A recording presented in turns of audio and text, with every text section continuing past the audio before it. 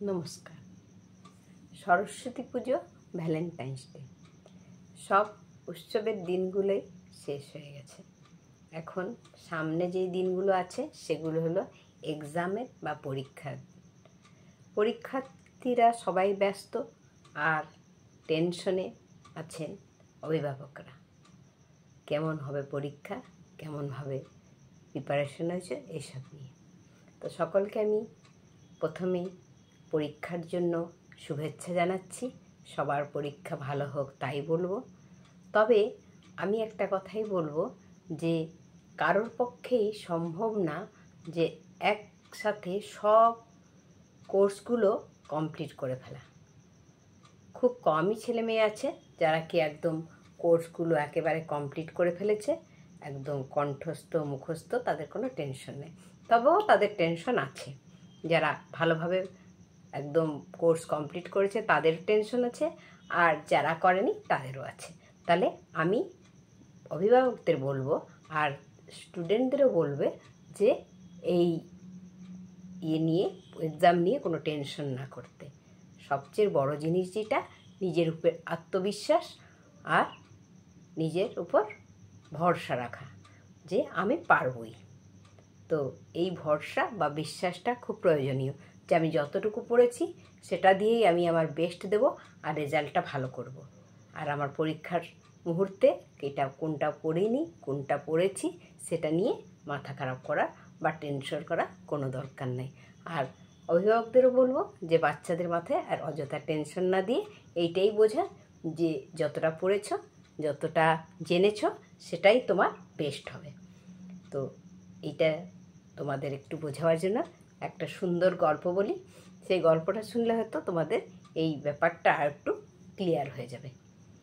এক রাজা ছিলেন, তিনি জানতেন তার সেনাগারে মাত্র 2000 সেনা আছে, আর পড়শি রাজ্য সেখানে আছে 20,000 সেনা।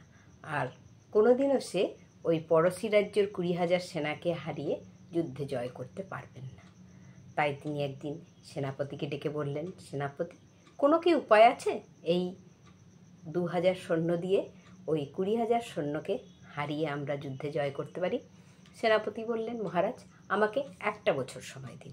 মহারাজ বললেন, ঠিক আছে, তোমাকে আমি 1 বছর সময় দিলাম, কিন্তু তুমি আমাকে 1 বছর পরে তোমার রেজাল্টটা দেবে। ঠিক আছে।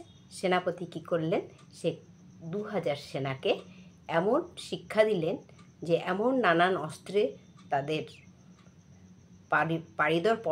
পারদর্শী করে তুললেন যাতে তারা অনেক সেনার মতন কাজ করতে পারে। তাদের কনফিডেন্সটা খুব বাড়িয়ে তুললেন। এরপরে 1 বছর পূর্ণ হওয়াতে মহারাজ বললেন যে, সেনাপতি, তোমার সৈন্যরা কি তৈরি আছে? এবার আমরা যুদ্ধে যেতে পারি?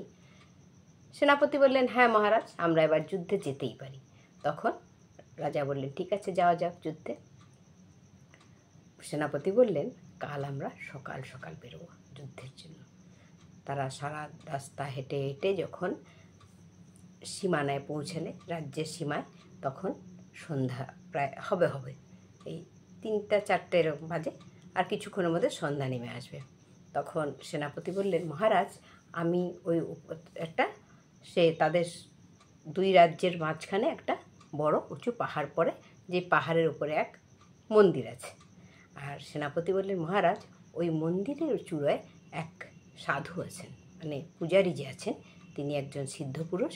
তিনি বলে দিতে পারবেন যে আমরা এই মুহূর্তে পড়শি রাজ্যের সাথে যুদ্ধ করতে গেলে যুদ্ধে জয়ী হব কিনা না। মহারাজ বললেন, এমনি হয় নাকি আবার? যে হ্যাঁ হয়, কেন হবে না? আপনার বিশ্বাস না হয় আপনারাও চলুন আমার সাথে, দেখবেন। মহারাজ মন্ত্রী দেখলেন অনেকটা সিঁড়ি পেরিয়ে সেই উপরে যেতে হবে। বলে, ঠিক আছে, তুমি গিয়ে দেখে আসো, প্রণাম করে আসো, জেনে আসো। তো সেনাপতি গেলেন। কিছুক্ষণ পরে যখন ফিরে এলেন তখন দেখা গেল তার সাথে পুরোহিতও এসছেন।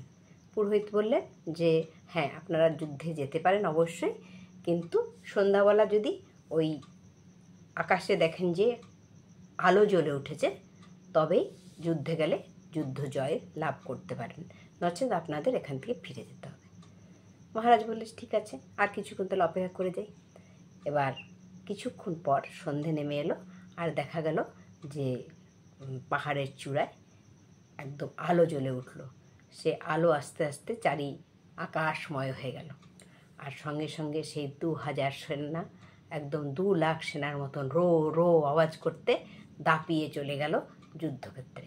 আর তারা যুদ্ধ জয় করে ফিরে এলো। এই বিশ্বাস তাদের মনে জেগে গেল যে আমরা যুদ্ধে জয় লাভ করবই। তারা ওই 2000 সেনা গিয়ে কিন্তু ওই 20,000 সেনাকে হারিয়ে ফিরে এলো। তারপর যখন ফিরে আসছে তখন মহারাজ বললেন, সেই মন্দিরের কাছে যখন এলেন, বললেন যে সেনাপতি, তোমার কি মনে হয় না যে আমরা সকলে গিয়ে সেই মন্দিরে দেবতাকে প্রণাম করে আসি, আর বিশেষ করে পুরোহিতকে প্রণাম করে তার কাছে আমরা কৃতজ্ঞতা জ্ঞাপন করি যে তার বুদ্ধিমতনই আমরা যুদ্ধে জিতলাম। সেনাপতি বললেন, মহারাজ আমাকে ক্ষমা করবেন, আপনি প্রণাম করতে হয় এই নিচ থেকে প্রণাম করুন। কারণ সেদিন রাতে, সেদিন ওই আমি যখন গেছিলাম তখন ওই আলোটা আমি জ্বালিয়েছিলাম। যেহেতু দিনের আলোতে আপনারা আলো দেখতে পারেননি, সন্ধ্যা হওয়ার সাথে সাথে আলোটা দেখতে পেরেছেন। এই বিশ্বাস জাগিয়ে তুলতে হবে। ওই বিশ্বাসটার ফলেই কিন্তু তারা সেদিন যুদ্ধ জয় করেছিল। তো আমার কাছে যা আছে সেটাই যথেষ্ট। এই বিশ্বাসটাই প্রতিটি ছাত্রর মনে মনে ঢুকিয়ে দিতে হবে, যাতে তারা আর কোনো টেনশন আর কোনো প্যানিক না করে পরীক্ষা হলে গিয়ে ঠিকভাবে পরীক্ষা দিয়ে পরীক্ষা জয়লাভ করতে পারে, পরীক্ষায় ভালো ফল করতে পারে। ধন্যবাদ এতক্ষণ দেখার জন্য।